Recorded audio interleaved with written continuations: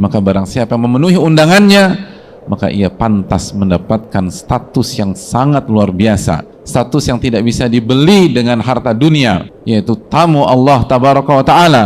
Sebagaimana sabda Nabi SAW, wafdullahi thalatha, tamu Allah ada 3, dan diantaranya al-hajju wal mu'tamir, orang yang mengerjakan ibadah haji dan orang yang mengerjakan ibadah umrah. Hadirin Allah muliakan, tamu sebuah gelar yang sangat luar biasa. Apabila di antara hadirin sekalian benar-benar pencinta atau penggemar bola sejati, lalu Ronaldo mengundangnya atau Messi mengundangnya, apakah kita bisa menjadikan itu berita angin lalu? Dia akan berusaha memenuhi undangan tersebut. Lalu bagaimana dengan hamba ketika yang mengundangnya adalah Rabbul Alamin, Ar-Rahman Ar-Rahim, yang memberikan jantung kepada dia, yang memberikan hati kepada dia, yang memberikan paru-paru untuk dia? Apabila ada seseorang yang memberikan sesuatu yang sangat berharga, ada orang memberikan beasiswa kepada kita dari SD, SMP, SMA, kuliah, semua biaya ditanggung oleh orang tersebut. Lalu orang itu punya hajatan atau punya event di Dubai misalnya, lalu dia undang kita dan dia tidak bayarkan akomodasi untuk kita, dia hanya mengundang kita saja. Pertanyaannya, apakah kita akan lemparkan undangannya ke tong sampah dan kita anggap itu angin lalu? Tidak. Kita akan berusaha untuk memperjuangkan undangan tersebut. Kalau kita nggak punya uang pada hari-hari itu, kita akan berusaha mencari uang. Kita akan jual motor kita mungkin, kita akan jual mobil kita. Kenapa demikian?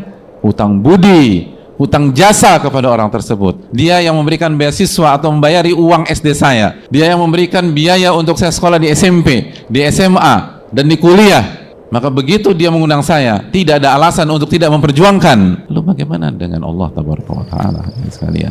Bukankah setiap nafas kita adalah karunia dari Allah subhanahu wa ta'ala?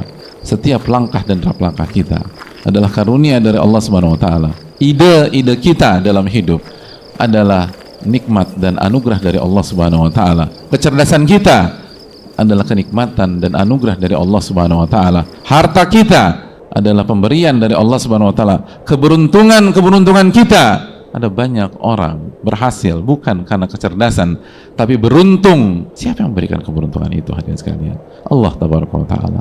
Lalu Allah mengundang kita untuk ke rumahnya di Makkah sekali saja seumur hidup. Siapa yang punya hati, siapa yang punya nurani untuk menyambut seruannya dan untuk mengatakan labbaik Allahumma labbaik, ya Allah aku datang untuk memenuhi undanganmu. Hadirin Allah muliakan, Nabi SAW mengatakan tamu Allah ada 3, yaitu mujahid, orang yang haji, dan orang yang berumrah.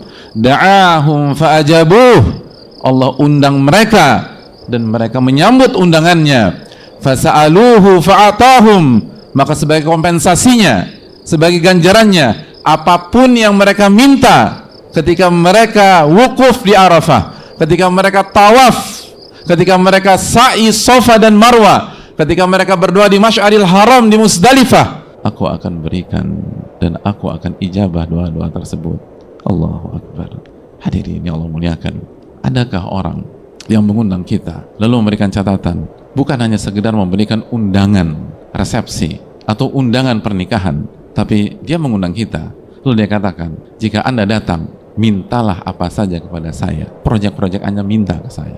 Lalu pekerjaan bicara kepada saya, Anda butuh uang, sampaikan kepada saya ketika di resepsi nanti. Saya undang Anda ke resepsi pernikahan anak saya undang Anda ke resepsi pernikahan cucu saya, dan apapun kebutuhan Anda tolong sampaikan di resepsi tersebut dan saya akan kasih, saya akan berikan. Mungkinkah kita tidak hadir di resepsi itu, hadirin? Da'ahum fa'ajabu, Allah undang mereka, mereka menyambut undangan dan datang ke tanah suci, maka ganjarannya apapun yang mereka minta, maka Allah akan ijabah.